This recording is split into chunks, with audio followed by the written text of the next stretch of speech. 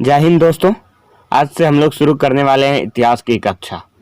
तो इतिहास में हम लोग को क्या क्या पढ़ना होता है ये हम लोग पहले जानेंगे। इतिहास को कैसे कैसे बांटा गया है, फिर उसके बाद जो है इतिहास में हम लोग जैसे जैसे उसको पढ़ेंगे, फिर प्राचीन मध्य नेहरू काल जैसे होगा ये सब को पढ़ेंगे।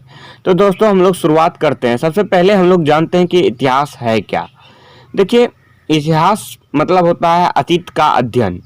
अतीत का अध्ययन मतलब अतीत मतलब होता है बीता हुआ समय। अतीत मतलब बीता हुआ समय। तो बीता हुआ जो समय होगा उसका अध्ययन जो कहलाता है वो इतिहास कहलाता है। तो अतीत का अध्ययन जो है ये इतिहास कहलाता है। अतीत का अध्ययन इतिहास कहलाता है। तो हम लोग गाइज जानते हैं इतिहास का जनक किसको कहते हैं। इतिहास का जनक जो है हेरोडोटस को कहा जाता है। इतिहास का जनक कौन हुआ? हेरोडोटस। इतिहास को 3 खंडों में बांटते हैं। अब देखिए, इतिहास को पढ़ने के लिए हम लोग को जो है 3 खंडों में बांटा गया है, 3 काल खंडों में बांटा गया है। तो इतिहास को 3 काल खंडों में जो बांटा गया है, सबसे पहला कालखंड है हम लोग का प्राग ऐतिहासिक, ठीक है। उसके बाद है आद ऐतिहासिक, उसके बाद है ऐतिहासिक। तो गाइज प्राग ऐतिहासिक में क्या होता था कि प्राग ऐतिहासिक में जो है मानव जो है वो ना तो पढ़ना जानते थे ना ही लिखना जानते थे। ना तो पढ़ना जानते थे ना ही लिखना। ना तो पढ़ना ना तो लिखना। अब आता है उसके बाद आदि ऐतिहासिक काल। आदि ऐतिहासिक काल में मानव लिखना तो जानते थे लेकिन पढ़ना नहीं जानते थे। उसके बाद आता है ऐतिहासिक काल। ऐतिहासिक काल में क्या हुआ था कि मानव जो है लिखना और पढ़ना दोनों जान चुके थे, ठीक है गाइज। उसके बाद हम लोग देखते हैं आगे।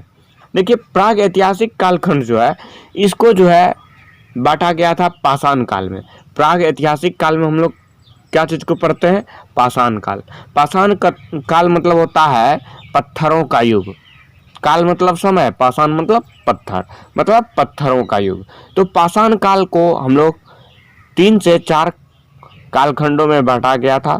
सबसे पहला है हम लोग का पूरा पाषाण, उसके बाद है मध्य पाषाण, उसके बाद है नव पाषाण, उसके बाद हम लोग का आ जाता है ताम्र पाषाण युग, ठीक है।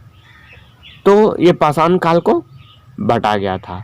अब नेक्स्ट है, देखिए ये तो प्राग ऐतिहासिक काल में पढ़ेंगे। उसके बाद जो है हम लोग का आदि ऐतिहासिक काल। आदि ऐतिहासिक काल में हम लोग को क्या क्या पढ़ना है? आदि ऐतिहासिक काल में जो है हम लोग को सिंधु घाटी सभ्यता के बारे में पढ़ना है, ठीक है। उसके बाद आता है ऐतिहासिक काल। ऐतिहासिक काल में हम लोग को क्या क्या पढ़ना है? प्राचीन भारतीय इतिहास को, मध्यकालीन भारतीय इतिहास को, आधुनिक भारतीय इतिहास को, नेहरू काल को, विश्व इतिहास को, ठीक है। तो ये आप लोग जान चुके कि हम लोग को क्या क्या पढ़ना है। तो दोस्तों हम लोग को सबसे पहले शुरू करना है हम लोग को प्राग ऐतिहासिक काल को। प्राग ऐतिहासिक काल में क्या हुआ था? प्राग ऐतिहासिक काल को जो है पाषाण काल में बांटा गया था। पाषाण काल को 3 भागों में बांटा गया था। सबसे पहले हम लोग जो है कुछ डिस्कस करते हैं प्राग ऐतिहासिक काल का सभी कालखंडों को, ठीक है। प्राग ऐतिहासिक काल के बारे में जानेंगे, फिर पाषाण काल के बारे में जानेंगे, फिर पूरा पाषाण, फिर मध्य पाषाण, फिर नव पाषाण, फिर ताम्र पाषाण। फिर उसके बाद कुछ आदि ऐतिहासिक के बारे में हम लोग पढ़ेंगे। आदि ऐतिहासिक में आप लोग का आता है सिंधु घाटी सभ्यता। तो सिंधु घाटी सभ्यता के बारे में हम लोग जानेंगे, ठीक है। कुछ उनका जो स्थल था उसके बारे में जानेंगे, फिर ऐतिहासिक काल पे आएंगे। तो पहले हम लोग जानते हैं प्राग ऐतिहासिक काल के बारे में। तो गाइज प्राग ऐतिहासिक काल किसे कहते हैं? देखिए, इतिहास का वह समय जिस समय मानव पढ़ना लिखना नहीं जानता था। तो इतिहास का वह समय जिस समय न तो मानव पढ़ना जानता था न ही लिखना जानता था। इसकी जानकारी केवल पुरातात्विक साक्ष्य से मिले हैं। इसके अंतर्गत पाषाण काल को रखते हैं। तो गाइस जो है इस समय मानव क्या होते थे? न तो पढ़ना जानते थे, न ही लिखना जानते थे। न तो पढ़ना और न ही लिखना। तो प्राग ऐतिहासिक काल में ये हुआ। और इसका जो सबूत है प्राग ऐतिहासिक काल का, ये सिर्फ पुरातात्विक साक्ष्य से पता चला है। तो उस समय जो है ना लिखा हुआ कुछ मिला, ना पढ़ा हुआ कुछ, ना तो उसको पढ़ सके, तो कोई साक्ष्य नहीं मिला। तो इसका साक्ष्य क्या है? पुरातात्विक साक्ष्य, और इसके अंतर्गत को किसको रखते हैं, पाषाण काल को। ठीक है, इसके अंतर्गत हम लोग पाषाण काल को रखते हैं। पाषाण काल को आप लोग को बताए थे 3 कालखंडों में यहाँ दिखाए थे वहाँ, लेकिन यहाँ आगे कर दीजिएगा कि नवपाषाण से पहले जो है हम लोग को, नवपाषाण से पहले जो हम लोग को एक और कालखंड आ जाएगा आप लोग को यहाँ। ठीक है, यहाँ आ जाएगा एक कालखंड और आप लोग को, ताम्रपाषाण। ठीक है, ताम्रपाषाण।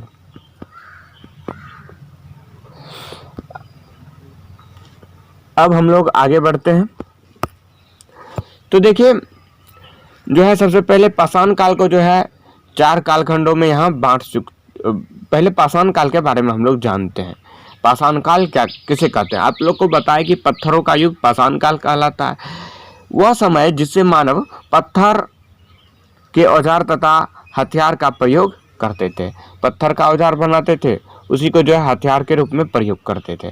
पाषाण काल को 4 भागों में बांटते हैं, जैसे आप लोग को बताए कि पूरा पाषाण, मध्य पाषाण, नवपाषाण और ताम्रपाषाण काल। उसके बाद सबसे पहले हम लोग पाषाण काल में सबसे पहला हम लोग काल को पढ़ते हैं, पूरा पाषाण काल को। पूरा पाषाण काल को पहले पढ़ते हैं। पूरा पाषाण काल किसे कहते हैं वो पहले जानेंगे हम लोग। तो पूरा पाषाण काल में जो है किसे कहते हैं, यह इतिहास का सबसे प्रारंभिक समय था। इस समय के मानव को आदि मानव कहा जाता है। पूरा पाषाण काल के मानव को क्या कहा जाता है, आदि मानव। इस समय के मानव को खानाबदोश मतलब खाद्य संग्राहक, अर्थात उसके जीवन का मुख्य उद्देश्य जानवरों की भांति उसका पेट भरना था। मतलब जहाँ तहाँ भोजन मिल जाए वहाँ से जो है तोड़ के वो खा लेता था। खानाबदोश के तरह मतलब सिर्फ खाना के तलाश में घूमते रहता था। तो वो किस समय करता था, तो वो उस समय का मानव आदिमानव कहलाता था। वो पूरा पाषाण काल के समय होता था। देखिए इस समय की मानव की सबसे बड़ी उपलब्धि आग की खोज थी। सबसे बड़ी उपलब्धि क्या थी, आग की खोज जो है ये पूरा पाषाण काल में हुआ। ठीक है, अब हम लोग आगे बढ़ते हैं। आगे है आप लोग का मध्य पाषाण काल। पूरा पाषाण काल के बाद आता है आप लोग का मध्य पाषाण काल। मध्य पाषाण काल किसे कहते हैं, यह पूरा पाषाण के बाद का काल था। ठीक है, इस समय मानव के हथियार छोटे आकार के थे। पहले तो बड़ा बड़ा आकार बनाया गया, जैसे पत्थरों का औजार बनाया गया था, तो वो सब पूरा पाषाण काल में यहाँ बड़े बड़े औजार बनाए जाते थे। ठीक है, तो पूरा पाषाण काल में आप लोग को हो गया खानाबदोश, और इसका मुख्य उद्देश्य बोलिए तो उसका पेट भरना था। मध्य पाषाण काल में आप यहाँ देखिए हथियार छोटे आकार के थे, मतलब अब जो है हथियार जो है छोटे आकार का बनाने लगा। इस समय अंत्योष्टि कार्यक्रम शुरू कर दिया। अंत्योष्टि कार्यक्रम मतलब अंतिम संस्कार का कार्यक्रम। जैसे देखिए कोई जानवर मर जाता था तो उसको दफना दिया जाता था, आदमी मर जाता था तो उसको जलाया दफना दिया जाता था। ठीक है, तो अंत्योष्टि कार्यक्रम शुरू किया था। तो देखिए पूरा पाषाण में क्या हो गया, पूरा पाषाण में हो गया आप लोग को जो है उस समय का मानव क्या कहलाता था, आदि मानव कहलाता था।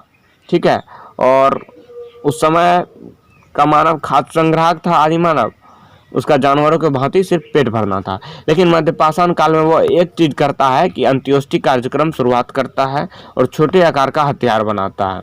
ठीक है, अंत्योष्टि कार्यक्रम मतलब अंतिम संस्कार। अब एक काल इसके बाद आता है आप लोग का नवपाषाण काल। तो नवपाषाण काल को भी देख लेते हैं।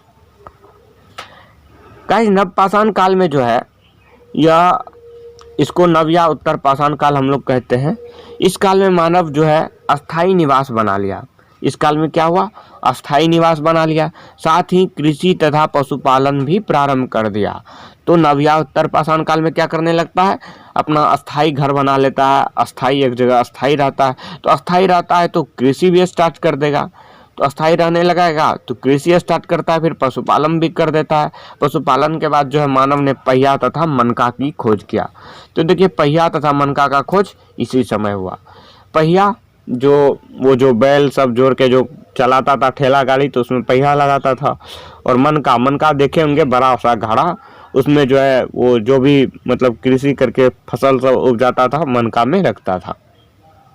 ठीक है, तो अब आगे देखिए यहाँ कुछ नोट्स है यहाँ नोट में लिखा हुआ है, मानव ने खेती 7000 ईसा पूर्व पाकिस्तान के सुलेमान एवं किरथर पहाड़ियों के बीच की। तो आप लोग को क्वेश्चन भी पूछा जाता है कि मानव ने सबसे पहला खेती की शुरुआत कहाँ की। तो मानव ने सबसे पहला खेती कब की? 7000 ईसा पूर्व। 7000 ईसा पूर्व पाकिस्तान के सुलेमान एवं किरथर पहाड़ियों के बीच में। पहली कृषि कौन सी का किया था, ये भी पूछता है। तो पहली कृषि जौ तथा गेहूं। पहली कृषि कौन सी का किया था? जौ तथा गेहूं का। अब आगे देखिए, मानव द्वारा पाला गया पहला पशु क्या था? कुत्ता था। तो आप लोग को यहाँ से क्या क्या क्वेश्चन बना, देखिए। सबसे पहला जो आप लोग पढ़े इसमें, नवपाषाण काल में यह जो है अस्थायी निवास बनाना सीख लिया, ठीक है। कृषि पशुपालन प्रारंभ शुरू कर लिया, पहिया तथा मनका का खोज कर लिया, और खेती जो किया था 7000 ईसा पूर्व क्या था? पाकिस्तान और सुलेमान और किरथर पहाड़ियों के बीच में। सबसे पहली कृषि जो किया था जौ तथा गेहूं का किया था, और पहला पशु जो पाला तो वो कुत्ता पाला था, ठीक है।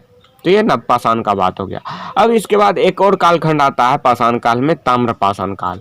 तो ताम्रपाषाण काल में क्या हुआ था कि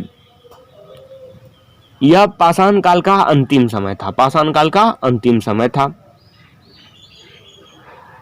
इस समय तांबे की खोज की गई थी, जिस कारण औद्योगिकरण शुरू हो चुका था। इस समय औद्योगिकरण का विकसित रूप सिंधु सभ्यता में देखने को मिलता है। तो देखिए, यह जो है पाषाण युग का अंतिम समय है। इसके बाद आदि ऐतिहासिक में आ जाएंगे, फिर सिंधु सभ्यता हम लोग पढ़ेंगे। तो देखिए, इस समय जो है तांबे का खोज हो चुका था। तो गाइज हम लोग क्या क्या पढ़े? सबसे पहला हम लोग पढ़े कि पूरा पाषाण काल में मानव को क्या कहा जाता था? पूरा पाषाण काल में मानव को आदि मानव कहा जाता था, ठीक है, ये पढ़े। उस समय हम लोग पढ़े कि पूरा पाषाण काल में मानव जो है खाद्य संग्राहक था, मतलब सिर्फ खाना बदोश था, सिर्फ भोजन के लिए उधर उधर घूमता था। उसके बाद नेक्स्ट हम लोग का आ गया, ठीक है, नेक्स्ट आ गया हम लोग का पूरा पाषाण के बाद मध्य पाषाण काल। मध्य पाषाण काल में हम लोग क्या क्या पढ़े?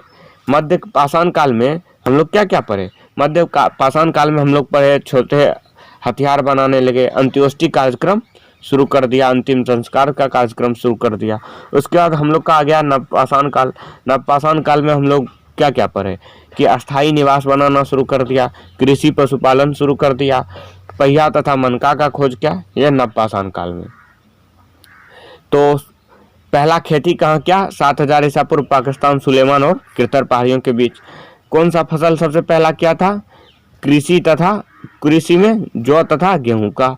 सबसे पहला पशु कौन सा पाला था? कुत्ता पाला था। तो ये नवपाषाण काल में हुआ था। उसके बाद आ गया ताम्रपाषाण काल। ताम्रपाषाण काल में जो है ये तांबे का खोज हुआ। यहाँ कौन सी का खोज? तांबे का। तो पाषाण काल का सब कालखंडों में सब चीज का हुआ। तो यहाँ से बहुत ही इंपॉर्टेंट क्वेश्चन बनता है, कुछ भी पूछ सकता है। तो ये सब आप लोग याद रखिएगा। अब हम लोग आगे बढ़ते हैं। तो दो क्वेश्चन यहाँ जो इम्पोर्टेंट है वो यहाँ पूछा गया है, किस काल में मानव आखेटक था, शिकारी था? आखेटक मतलब क्या होता है? शिकारी था। तो यह जो है पूरा पाषाण काल में।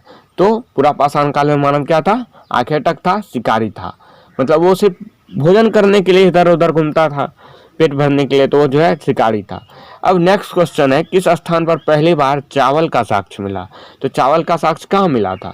ये इलाहाबाद का कोल्डिवा में। अब हम लोग आगे बढ़ते हैं।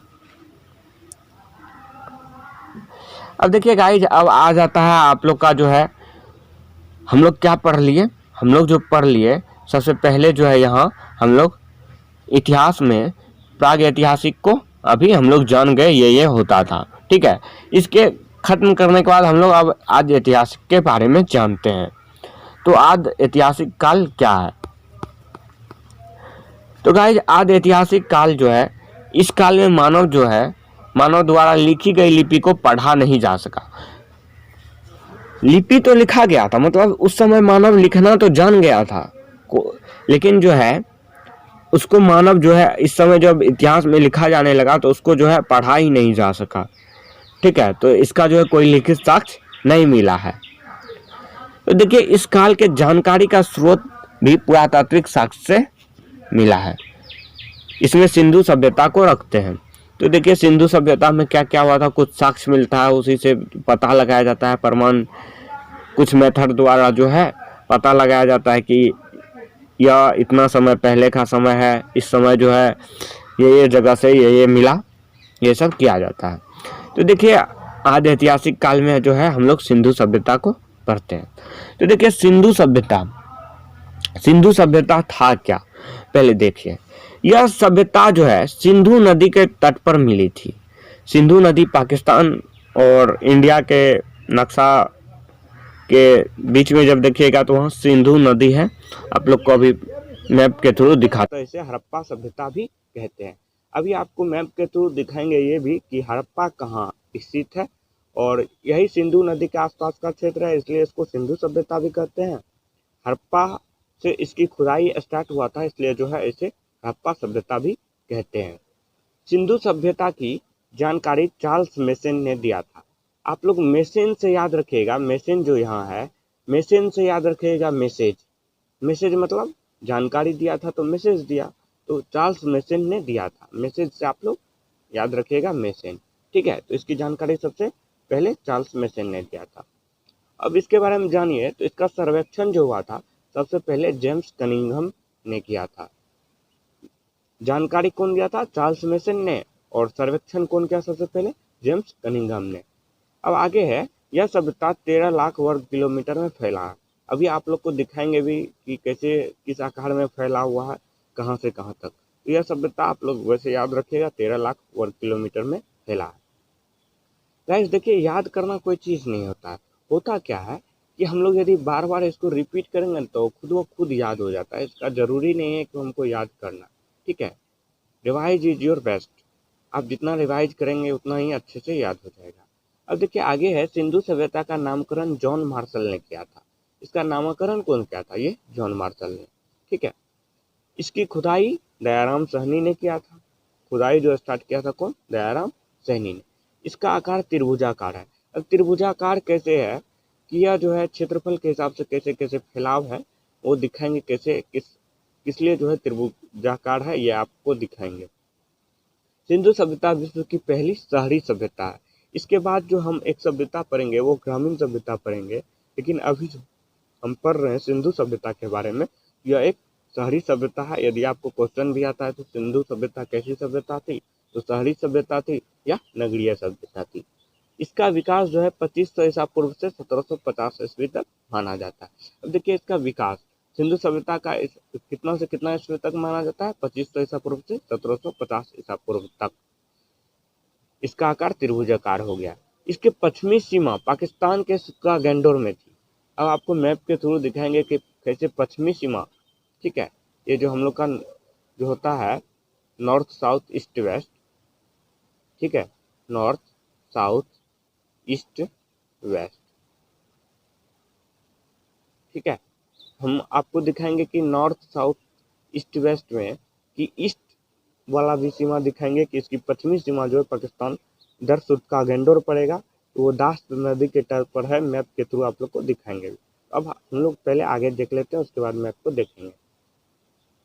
तो गाइज अब यहाँ देखिए, इसकी उत्तरी सीमा जो है कश्मीर के मांडा में चिनाब नदी के तट पर था। उत्तरी सीमा कश्मीर का मांडा क्षेत्र में पड़ता है, ठीक है। उत्तरी सीमा कश्मीर का मांडा क्षेत्र में, और पश्चिमी सीमा सुटका गैंडोर में पड़ता है, यहाँ आप लोग को दिखाया है। और इसकी पूर्वी सीमा जो है यूपी के आलमगीरपुर में, इधर यूपी पड़ता है तो यूपी का आलमगीरपुर में यहाँ पड़ेगा हिंडन नदी के किनारे। इसकी दक्षिणी सीमा जो है महाराष्ट्र के देमाबाद के प्रवरा नदी के तट पर है। तो ये मैप के थ्रू आपको दिखाया जाएगा। लेकिन आगे देखिए, अब कुछ ट्रिक बताते हैं। जैसे स्थलीय क्षेत्र है सिंधु घाटी सभ्यता का, तो इसको याद कैसे रखेंगे? तो देखिएगा, जिसको याद रखिएगा सम बराबर एडी, सम बराबर एडी, इसी से याद हो जाएगा। सम मतलब 100 से सुटका गैंडोर, मौ से मांडा, ए से आलमगीरपुर, डी से देमाबाद, ठीक है। सुटका गैंडोर यहाँ से स्टार्ट होगा, सुटका गैंडोर के बाद मांडा, ऐसे हम लोग चलेंगे, उसके बाद जो है आलमगीरपुर, ऐसे चलेंगे, फिर देमाबाद, ठीक है। पश्चिमी से बढ़ते जाएंगे पूर्व की ओर। मतलब घड़ी के जो है हम लोग, एक होता है घड़ी क्लॉकवाइज चलती है, एक होता है कि एंटी क्लॉकवाइज चलती है। तो हम लोग को क्या जाना है, घड़ी जो क्लॉकवाइज चलेगी उस दिशा में हम लोग को जाना है। ठीक है, तो गाइस आप लोग को जो है मैप के थ्रू दिखाते हैं कि कैसे कहाँ कहाँ क्षेत्र है और सिंधु नदी के तट के आसपास है, वो आप लोग को दिखा रहे हैं।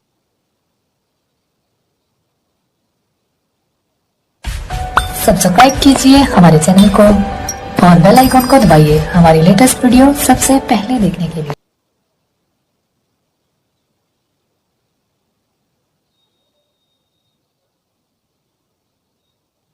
गाइस यह जो क्षेत्र देख रहे हैं, देखिए important site of the Indian valley civilisation, इसमें देखिए यह जो क्षेत्र देख रहे हैं आप, ये तो ये इंडस वैली सिविलाइजेशन का मतलब सिंधु नदी का है। तो सिंधु नदी के आसपास का ही क्षेत्र है। अब देखिए सिंधु घाटी सभ्यता में जो भी क्षेत्र है, पहले आप लोग को पड़ता है मोहनजोदड़ो। क्या पड़ता है? मोहनजोदड़ो।